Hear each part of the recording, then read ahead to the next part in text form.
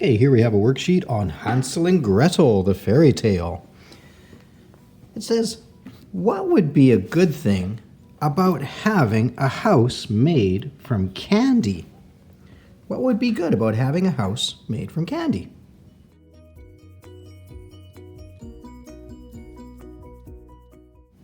I'm sure those are lots of great answers. I've just put some dotted writing to make it a little easier, but here's one of your answers.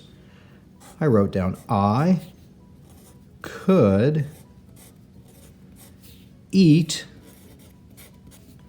my house. Yeah, so anytime you're hungry, you might just nibble away on your own house. I mean, it's made out of candy after all. So I started with a capital and I put pinky spaces between each word and I ended with some punctuation there. I could eat my house. That would be a good thing. All right, the next question says, what would be bad about having a house made from candy? So let's think about that. What would be a bad thing?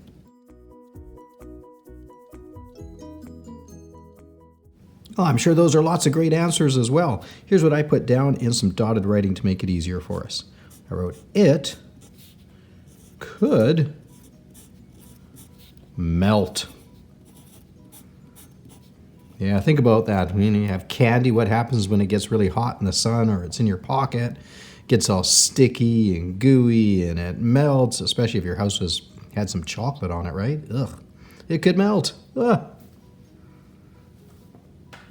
All right, on the bottom it says, number the parts of the story in order from 1 to 4. So 1 would be the first thing that's going to happen and 4 would be the last thing. We have 4 sentences here that come from the story Hansel and Gretel. Let's read them in the order that they're going down and then let's number them in the correct order.